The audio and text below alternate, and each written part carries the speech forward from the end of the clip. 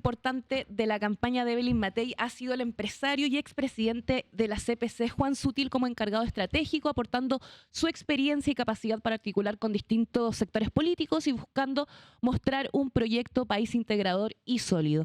Y para conversar sobre el momento político a 32 días de la primera vuelta presidencial, nos acompaña en esta mañana de Turno M Juan Sutil. Es un gusto tenerlo acá en turno. Muy buenos días. Muy buenos días, muchas gracias. Gracias por la invitación. No, muy buenos días. Primero, saludar a la gente de Coquimbo y también del norte. Hay un fuerte temblor en La Serena y tengo la sensación que también está temblando en Santiago en este instante. Creo que sí. Estamos monitoreando en vivo y en directo cuando son las 8:45. Estamos con Juan Sutil sintiendo un temblor, esperando que pase. Reiteramos que en el norte de Chile fue bastante fuerte este movimiento sísmico. Estamos monitoreando en tiempo real lo que está pasando. Sigue temblando en el norte, son las 8:44. Estamos en vivo y en directo. Y este edificio, que es un edificio centenario, acaba de sentir el movimiento sísmico de una manera bastante fuerte. Por tanto, vamos a seguir monitoreando lo que pasa a lo largo del país. Temblor muy fuerte en este instante cuando estamos dialogando junto a Juan Sutil, a quien recibimos en el estudio con estas noticias de último minuto. ¿Usted le gustan las noticias, pues? Bueno, sí, pues. El mercado de las noticias también estuvo metido ahí mirando canales y otros en su momento. Algo, sí. Sí. Y en ese sentido, ¿ha seguido interesado en esa vía o no? Le hago la pregunta sincera y directa. Si le siguiente, porque en un momento te dijo que quería contribuir al país de esa forma. Bueno, era una alternativa, un propósito. Yo creo que, sin querer hacer una crítica general a los medios de comunicación o a los periodistas, yo creo que en algún minuto, después del 18 de octubre, que estamos próximos a celebrar el conmemorar, digamos. Sexto año, claro, exactamente. Y resulta que en ese minuto, a mi juicio, los periodistas y en este caso los medios fueron bastante irresponsables en términos de cómo enfrentaron el problema, cómo enfrentaron la noticia, cómo avivaron muchos de ellos la cueca. Y eso me generó en ese minuto una reacción, primero, de mucho malestar con algunos medios, no todos, con algunos periodistas, no todos, pero había muchos. Y también me generó la necesidad de pensar que era muy importante hacer buena prensa, buena televisión, equilibrada, que busque la verdad, porque al final lo que ustedes hacen en este programa es básicamente buscar la verdad, hacer un periodismo responsable, y a mi juicio en ese minuto se perdió. Fue mucha la pasión, se transformó en opiniones. La gente y los periodistas opinaban en sus términos personales, y a mí me parece que eso es incorrecto, porque el periodista lo que hace es que busca la verdad a través de buscarla entrevistando, estudiando y no imponiendo la verdad propia. Y ahí ocurrió que muchos de ellos lo hicieron, y eso a mí me molestó profundamente. Dentro de esa tensión que hay, por supuesto, de todo el mundo reaccionando en un instante de conmoción nacional, y a propósito de que este sábado se cumple una nueva conmemoración de lo que fue el 18 de octubre. Así es. Con el tiempo, uno va también analizando cómo distintos jugadores políticos se instalaron en diversos puestos y en visiones que cambiaron, y otras también se ablandaron y otros también se recrudecieron. Hoy, en la campaña de la que usted representa, ¿cómo ve ese evento del 18 de octubre? ¿Qué es lo que sienten dentro de la interna que pasó? ¿Se parece más a lo que dijo en su momento cuando partió todo el presidente Piñera? ¿O ha ido endureciéndose y transformándose también en una visión un poco más dura? Yo creo que la perspectiva del tiempo permite hacer un análisis un poquito más fundado y detallado, ¿no? Yo creo que el 18 de octubre ocurrieron varias cosas. La primera, hubo una reacción natural, violenta, que fue simplemente avivada. Eso quiere decir que fue estructurada, planificada, financiada. ¿Seguro? seguro. Para mí, seguro. O sea, yo leí el libro Piñera en Jaque, que me encantó. Ya. Se lo recomiendo. Ya. Lo mejor que he leído en el año de política. Y sabe que yo tengo la sensación que se dan algunos movimientos, pero no necesariamente se configura un plan.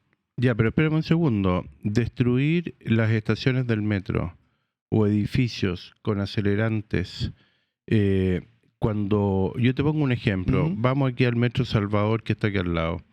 Pescamos un pino, lo trozamos, hacemos un fuego en la losa. Vamos a quemar el pino completo y no se va a quemar la estación. La estación, para quemarla, tú requieres de elementos acelerantes en los centros neurálgicos eléctricos de la propia estación. Y eso, en mi opinión, es lo que yo llamo parte de lo que se orquestó en ese proceso.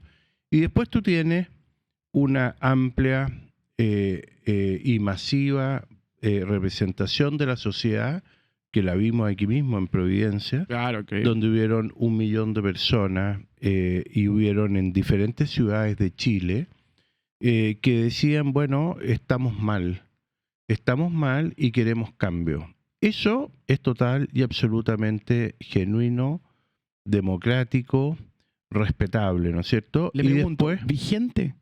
Yo creo que hay alguna bastante vigencia, porque además se ha ido agudizando con este gobierno, y lo que se está acuñando es que antes había una situación de más angustia, y ahora se ve en una situación real. La gente dice, me cuesta llegar a fin de mes. Oiga, pero en ese sentido, ¿sabe que hace un tiempo, hace el día viernes, nosotros entrevistamos a Ignacio Briones? Yeah. Y él nos decía que él se presentaba como un optimista frente a la situación y la realidad que hoy día enfrenta el país. Estamos mejor que hace un tiempo más. ¿Usted es optimista o pesimista? ¿Cómo se sitúa? Yo estoy súper optimista porque yo llevo algo más de 2 meses trabajando. Fui a reforzar el comando de Evelyn Matei en mi calidad de director estratégico, y estoy muy optimista porque todo lo que hemos percibido, aparte de una muy buena calle, mucho cariño, percepción a lo que representa Evelyn, también hemos visto que en todos los trabajos, en todos los focus group, la gente manifiesta la importancia de encontrarnos, la importancia de llegar y sacar al país adelante, por supuesto resolviendo los temas concretos que la persona tiene, porque la persona necesita una solución concreta.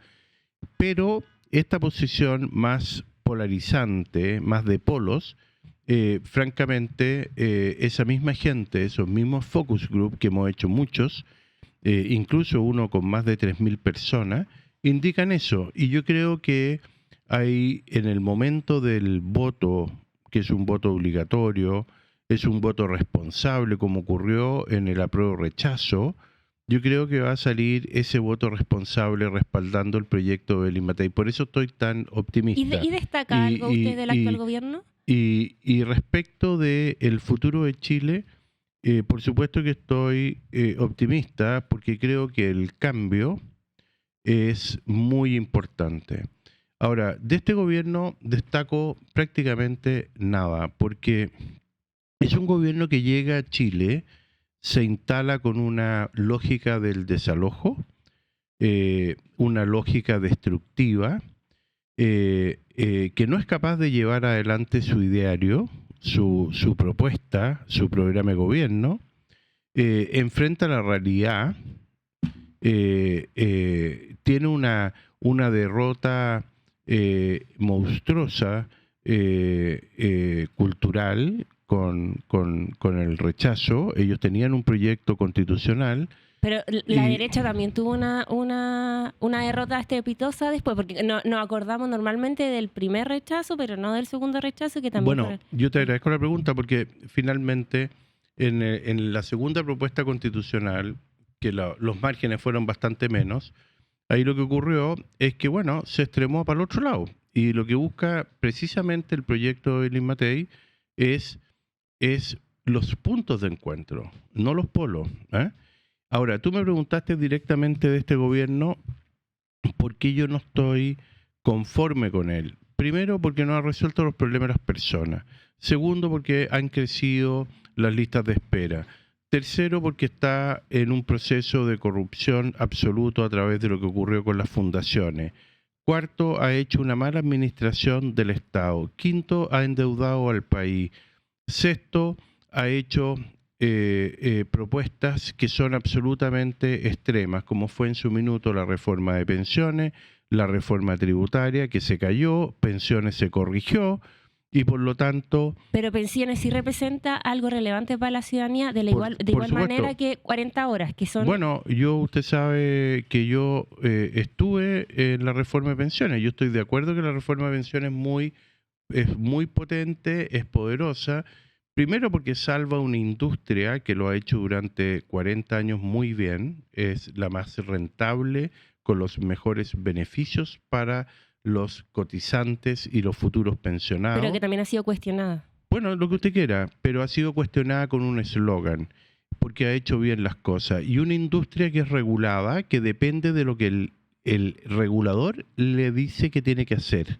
Es lo mismo que pasa con la electricidad. El regulador define qué inversiones tienes que hacer, cuál es el margen que vas a tener y cuál es la rentabilidad que vas a tener. Y en el caso de las pensiones lo mismo. Ahora, ¿qué pasa con esta reforma? Esta reforma permite varias cosas a través de un seguro, así como existía el seguro cesantía, el seguro de invalidez, ahora hay un seguro que permite que las mujeres compensen la misma edad que los hombres y eso les permite tener una mejor pensión. Y yo estoy de acuerdo en eso. Y segundo, la forma en que se plantea esta reforma permite que los pensionados también tengan una mejora. Y lo que es más sustancial es que todas las cotizaciones van a la cuenta individual de las personas, todo, incluyendo el 1,5% que va a este fondo especial. Así que yo creo que fue una gran reforma para Chile y especialmente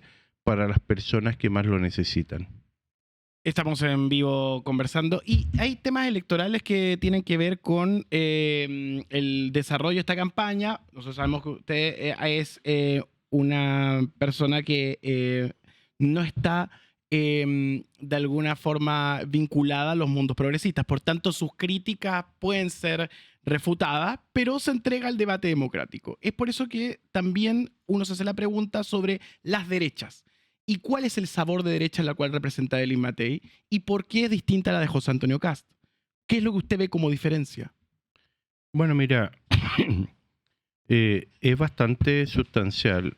Lo que representa Belín Matei es una derecha más liberal. Lo que representa el Partido Republicano y José Antonio es una derecha más conservadora. Ahí toda la diferencia. Y del punto de vista de los aspectos económicos y a veces aspectos en materia de seguridad, prácticamente no hay diferencia.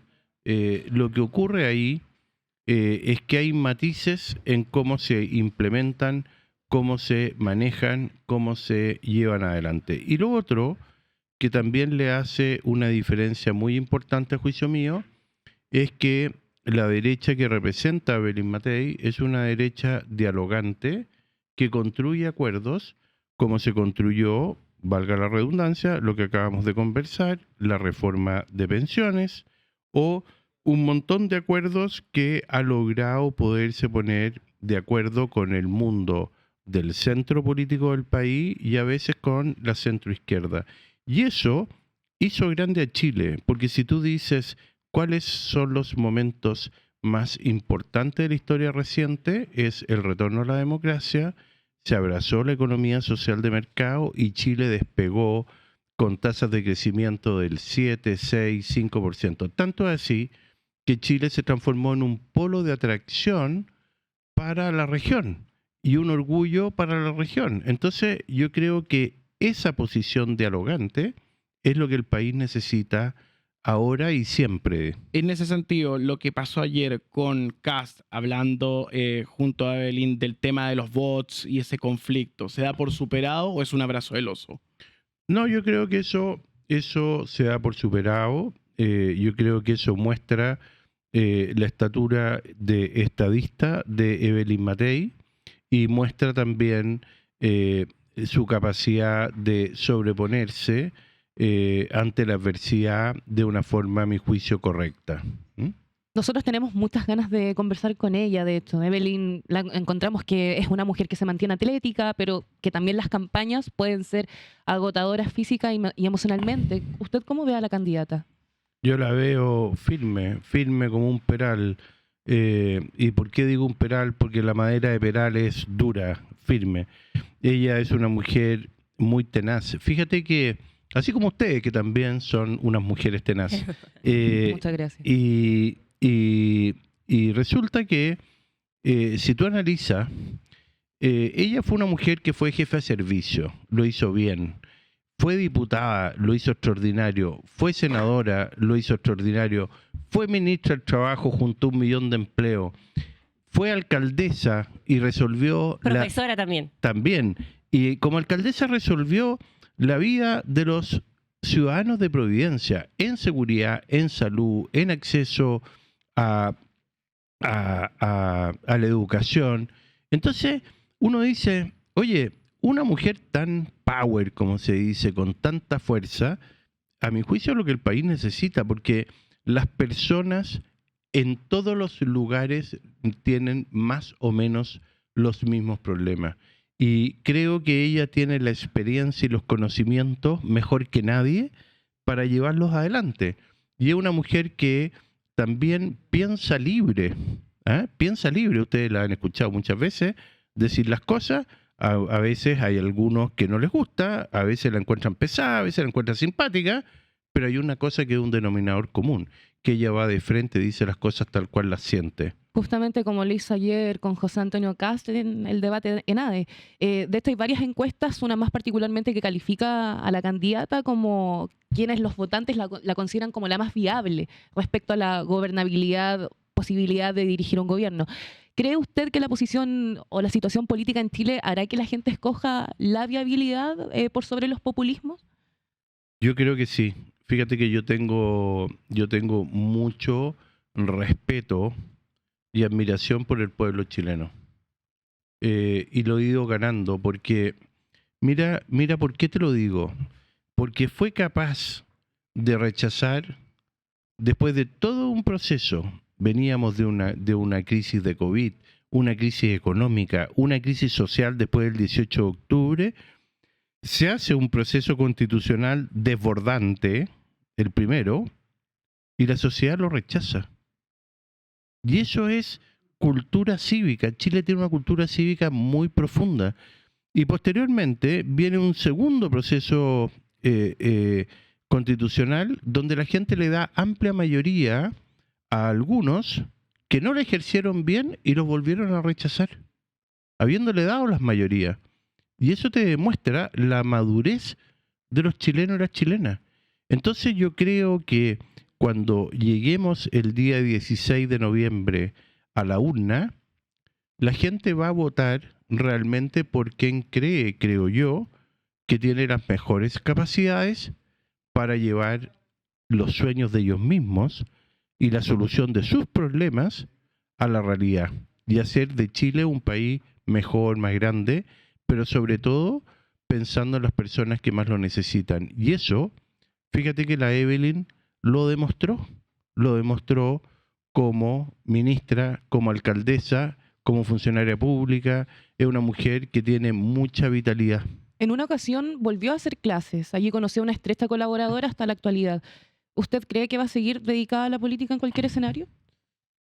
Mira, una cosa es la política y otra cosa es la política contingente. Por ejemplo, cualquiera de nosotros dos podemos estar preocupados de la política, podemos influir de cierta manera, tú en el periodismo, yo desde el mundo de la empresa, pero eso no significa que uno esté en la cosa contingente inmediata. Yo creo que ella tiene un gran desafío de asumir la presidencia de Chile y por lo tanto ese desafío le va a tomar los próximos 4 o 5 años de su vida con mucha fuerza. Y después, bueno, ella va a seguir en la política, creo yo, así como lo hizo el expresidente Lago, el expresidente Piñera, la expresidenta Bachelet, el expresidente Elwin lo hizo en su minuto, y por lo tanto, cuando uno tiene una vocación de servicio público, una vocación de país, eso se expresa muchas veces en el ámbito político, porque al final la polis es la preocupación por las personas. ¿Eh? Oiga, lo quiero llevar nuevamente Nade y le quiero preguntar por la frase te perdono. Ahí me entra una duda. José Antonio Kast le pidió disculpas porque algo que nosotros no vimos, o no pisó el palito, o no quiso responderle ahí en la ENADE. ¿Qué pasó en la interna? Porque nosotros no vimos en la ENADE que le haya pedido disculpas. Bueno, pero él le pidió disculpas públicas previo a la ENADE, están en los medios de comunicación. Pero en la propia ENADE no, solamente... No lo sé, yo no lo vi y no tiene ninguna trascendencia ni importancia. Lo que hace Evelyn Matei es superar una polémica, en mi juicio, que la pone en una altura de jefe de Estado, en una altura de sobre por todo y por encima, y le está diciendo, oye, tú que reconociste en los medios la semana anterior y te disculpaste, ok, yo lo agradezco y lo perdono. Eso es básicamente. Oiga, pero igual esta polémica sí ha tenido efectos, pues sí, la derecha ha estado dividida con respecto a esto. No, o sea, hemos visto a Cruzcoque cuestionando a Briones también, o sea, a Kast, Briones también, el tema de los 6.000 millones. Hemos estado divididos, o sea, han estado divididas las cosas en la derecha. Es que mira, yo creo que es muy importante en una campaña que uno contrarreste las posturas. Yo creo que es legítimo que se cuestione cómo el Partido Republicano, en este caso lo encabeza José Antonio Kast, le diga a los chilenos cómo va a hacer que en 18 meses va a ajustar 6.000 millones. Y eso es un hecho real y todos los chilenos tenemos el deber de impugnarlo y además ellos tienen el deber de explicarlo. Y por lo tanto, eso para mí no está en una posición que tú puedas decir, oye, aquí están peleando. ¿Por qué? Es lo mismo que pasa, por ejemplo, con una propuesta de Evelyn Matei que a mí me parece que es genial, que es pie cero. Y eso es para las personas jóvenes entre 25 y 40 años que les cuesta juntar la plata para el pie, que probablemente no lo pueden hacer, que además tienen un nivel socioeconómico en un par de peldaños por encima de los subsidios y queda votada la clase media. Y esto lo resuelve. Entonces, las otras candidaturas pueden decir, oiga, señora Evelyn Matei, ¿usted puede explicar qué es lo que es el pie cero, de dónde va a sacar esa plata o qué es lo que va a reemplazar? Y tienen todo el derecho a hacerlo. Por lo tanto, para mí, confrontacionar propuestas e ideas es fruto de el desarrollo de la democracia. Entonces usted votaría en segunda vuelta por José Antonio Kast, se sumaría a sus filas, porque lo que pasaría en la primera vuelta se queda en la primera vuelta. Mire, yo estoy trabajando por el proyecto de Evelyn Matei y estoy convencido que vamos a ganar en primera y en segunda vuelta. Y la pregunta que usted me hizo, yo lo contesté hace 4 meses en Tolerancia Cero hace rato, así que... ¿Y cuál era? No lo vi. Nadie ve Tolerancia Cero. Nadie ve Tolerancia. No, oye. Lo voté por interés. No. En Tolerancia Cero hace 4 o 5 meses yo dije, mire, mi candidata es Evelyn Matei, yo estoy trabajando, ayudando por ella. Yo no tenía ninguna participación directa del comando y voy a trabajar hasta el último día por ella. Y si no llega, por supuesto que en segunda vuelta jamás voy a votar por una candidatura comunista y voy a votar por quien esté disponible en la papeleta. Oiga, Juan, no puedo evitar preguntarle por lo siguiente. Hablamos del 18 de octubre, hablamos de la conflictividad. Mis compañeras han sido protagonistas de esta entrevista y yo me he guardado esta pregunta para usted. En esta dinámica de tensión que hay siempre en las sociedades y que a veces se puede llevar mal. Un caso, por supuesto, fue todo lo que conllevó octubre y estamos de acuerdo. Y otro caso, para nosotros dos, para otros puede ser otro. de alguna manera siempre termina en el análisis de quién puede manejar mejor una situación. ¿Usted cree que el país puede estar en paz con José Antonio Kast? ¿Puede estar en paz con Evelyn Matei? ¿Cuál es la garantía? Bueno, yo creo que ahí hay un problema, como siempre, cuando uno mira a la izquierda, ¿no? Yo aprendí, fíjate, que cuando tú lees el manifiesto comunista o marxista-leninista, ahí aprendí una cosa que es diálogo o conflicto. Y está escrito por ellos. Entonces, yo te voy a dar 2, me quedo con 98, o sea, el comunista se queda con el 98% del diálogo. Con los empresarios al revés. Pero No, pasa. los empresarios te venden, te ofrecen a 100, te ofrecen 90, se llegó el negocio a 83 o a 93 y todos ganan. En una sociedad donde el libre mercado funciona de manera perfecta, Sí, podemos llegar a todos estar de ganan. acuerdo. No sé si acá es funcione. distinto, pero vamos a la pregunta que tú me haces. ¿Qué es lo que ocurre? Cuando tú tienes la lógica del diálogo o conflicto, Ujú. o sea, si no estamos de acuerdo en el diálogo, yo salgo a la calle. Yo quemo las barricadas. Yo paro las carreteras. Claro. Te quemo la estación del metro. Eso es una amenaza para cualquiera. No solo para Evelyn Matei o José Antonio Kast o cualquiera que tenga una posición moderada de gobierno. ¿Y por qué cree que acá no ha pasado en esta Y ahí, mira lo que pasa. Bueno, porque hoy día ellos tienen una pata en el gobierno, porque ellos dicen una pata en el gobierno, una pata en la calle. Ese es el lema del Partido Comunista. ¿No será muy conspiranoico? Yo lo que quiero decir No. con mucho respeto, Juan, con mucho respeto, es que creo que a veces, y conociendo el mundo empresarial, trabajando con él, y siendo empresario, porque soy empresario, acá los sueldos los firmo yo a fin de mes, y sé cómo cuesta emprender en Chile, etcétera, muchas veces nos pasamos de rosca en la prepotencia.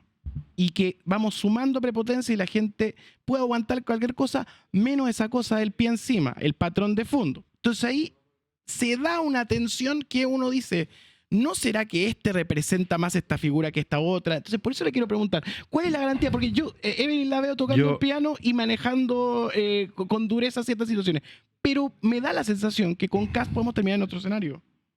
Bueno, yo creo que en cualquier escenario hay sectores de la izquierda que pueden generar un problema.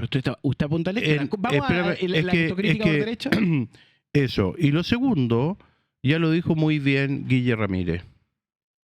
Con Evelyn Matei es probable que se construyan acuerdos y haya mayoría en el Parlamento. ¿Te está llamando Evelyn?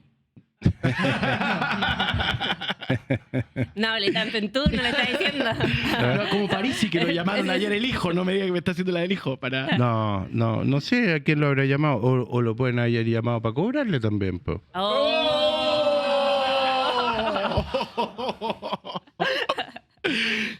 Wow.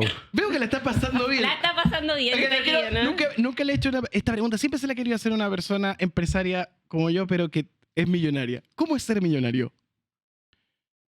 Mira. ¿Cómo se levanta en la mañana?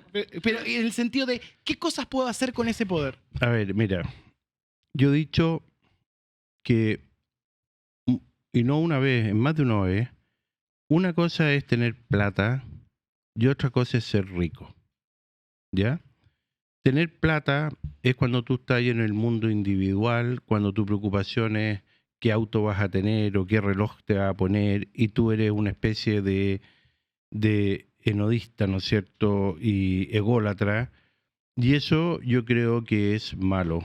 ¿Ah? Y eso se da en todos los ambientes, no solo en el mundo empresarial, en el mundo artístico se da, hay gente que es muy para ellos, hay otros artistas que son mucho para los demás, participan en cosas públicas.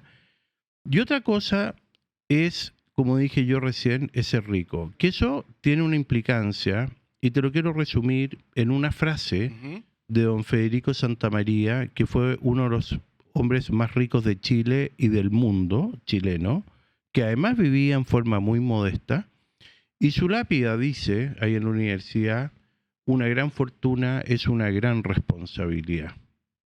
Él dejó una fundación, dejó universidades, dejó empresas, dejó emprendimiento. Ayer don Francisco dijo que faltaba filantropía en Chile. ¿Ah? Ayer don Francisco planteó que faltaba filantropía en Chile. Mira, yo creo que falta mostrarla, y don Francisco sabe, ¿ah? Porque hay mucha gente en Chile que hace filantropía, que ayuda y que lo hace desde nuestra formación. Nosotros fuimos formados por los curas españoles y hay otros que fueron formados por los curas protestantes, como es el mundo anglosajón. Y en el mundo anglosajón, todos los que hemos viajado, vemos que en un hospital dice maternidad del señor tanto, o edificio no sé cuánto que lo donó tal persona. Y eso yo creo que es muy importante que sea visible, porque es un aporte a la sociedad. ¿Ah? Oiga, antes que se vaya, usted ha hablado harto de la estatura de Estado que tiene Evelyn Matei. Le quiero hacer una pregunta con respecto a la dictadura. Y se la voy a poner la propia trayectoria de vida de la candidata. ¿Usted cree que Evelyn Matei, en un tránsito histórico, elegiría quedarse con Fernando Matei, que en 1978 ingresa a la Junta Militar, o el general que hace y respalda el plebiscito que nos llevó a recuperar la democracia? Bueno, sin duda, Evelyn tiene una profunda admiración por su padre.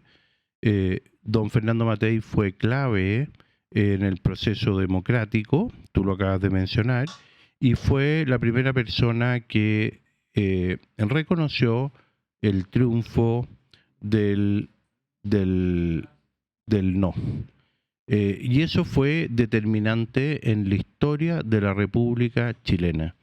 Y le dio mucha tranquilidad a Chile. Y eso es lo que a Evelyn Matei le produce profunda admiración. ¿Y jugaría su padre? ¿Jugaría el padre que ingresa a la Junta Militar en 1978, sabiendo que ya que se estaban cometiendo crímenes en la dictadura? ¿O como mujer de Estado, le pregunto? Bueno, yo creo que esa es una pregunta que es muy atingente a que se la haga ella. Yo no tengo por qué reconocerla. O no tengo por qué opinarla. Yo lo único que puedo decir es que desde la vereda pública los chilenos valoramos a don Fernando Matei por lo que él hizo ese día y por lo que él hizo durante su permanencia en la Junta de Gobierno. Juan Sutil estado esta mañana, por supuesto, viene la campaña. ¿Va a aparecer en la franja? No, yo no. Yo soy una persona que está en lo estratégico nomás, de bajo perfil. Oye, y no le puedo evitar preguntar una duda sobre el sueldo mínimo a propósito de todo este debate que hay sobre los 700.000, etcétera. ¿Usted qué es lo que considera que es lo justo? Bueno, a mí me encantaría que fuera muchísimo mayor, pero resulta que hay una cosa que es muy importante. Chile tiene la misma matriz productiva que Australia, Nueva Zelanda o Canadá. Sin embargo, no tenemos teniendo las mismas capacidades productivas, los mismos bosques o las mismas pescas o la misma minería, lo estamos administrando mal. Eso ha hecho este mal gobierno y otros. Entonces, al final, la diferencia está en cómo haces tú las cosas. Y te lo voy a poner un ejemplo. En el término de la Segunda Guerra Mundial, que fue el cambio geopolítico y geoeconómico más importante de la historia reciente, se pusieron de acuerdo y tiraron un muro en Berlín. A estos alemanes, que algunos de la familia quedó a un lado y otros de la familia quedaron a otro, a estos les pusieron las normas de la libertad, del emprendimiento, de la innovación, y Alemania llegó a tener la industria automotriz, robótica, la mejor economía social de mercado, el financiamiento a toda Europa es a través del Deutsche Bank y es una potencia mundial. Y a estos otros alemanes les pusieron las reglas marxistas, comunistas, y los tiraron, los tuvieron reprimidos durante 40 años. Esperemos un segundo. Y eran los mismos alemanes. Por lo tanto, las reglas son fundamentales, porque con buenas reglas los países funcionan. ¿Y cuál es la diferencia entre Australia, Nueva Zelanda o Canadá respecto a Chile, que tienen minería, pesca, agricultura, alimentos y todo lo que sabemos que son matrices productivas parecidas? Es que ellos tienen buenas reglas y nosotros tenemos malas reglas. Y esas malas reglas que las fueron cambiando en las últimas décadas, especialmente el mundo progresista, lo que ocurrió es que estancó al país y por lo tanto eso es muy importante volverlas a construir. Yo también tengo problemas capilares, pero si le pongo un poco de peluca, me sonó un poco Milei lo suyo. ¿Le gusta Milei? No, no me gusta. No me gusta para nada. Yo lo que estoy diciendo es que son reglas que no conciliaron, por ejemplo, la importancia del medio ambiente con el desarrollo económico. Y aquí hay proyectos que se demoran 8 o 10 años en ver la luz.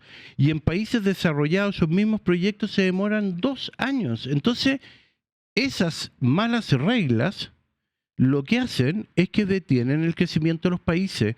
Y cuando tú creces, mira, si Chile hubiera crecido en los últimos 10 años al 4%, la recaudación fiscal sería 18.000 millones de dólares más. Y resulta que estamos en una discusión de que nos faltan 6.000. Y lo podríamos hacer a través de crecimiento, desarrollo, oportunidad a las personas, generar valor. Y eso no lo estamos haciendo porque de alguna forma hemos ido oprimiendo reglas. Por ejemplo, en la reforma al sistema político, es una mala regla. La reforma tributaria de la presidenta Bachelet, pésima regla. La reforma de la educación que destruye aún más la educación pública, mala regla. ¿Bajar los impuestos? Yo creo que es importante porque ¿sabes lo que pasa? Que cuando tú tienes tarifas competitivas, yo no estoy diciendo bajar por debajo la media de la OCDE, pero por lo menos tarifas competitivas que incentiven la inversión, porque ¿sabes qué pasa? Que la recaudación fiscal viene 80% por crecimiento económico y no por tarifas de impuestos. Entonces es demasiado importante que los países tengan capacidades competitivas, impuestos competitivos para que cuando una compañía minera en el mundo quiera hacer un proyecto, va a mirar si lo hace en Zambia, o lo hace en Canadá, o lo hace en Chile, o lo hace en Argentina. Y los impuestos son determinantes para determinar el resultado de la inversión. Y además de eso, la estabilidad del país. Por lo tanto, el país tiene que ser estable, dialogante, con mirada de futuro, porque también los inversionistas requieren de paz y de tranquilidad para que el país funcione. Juan Sutil esta mañana en entrevista, también esto va a aparecer en Turno PM, agradecemos a Josefa y a todo el equipo en esta jornada de día miércoles. Vamos a estar atentos a lo que sigue la campaña. Muchas gracias por venir acá a Turno en la mañana. Ok, muchas gracias a ustedes, pues, un placer. Un placer.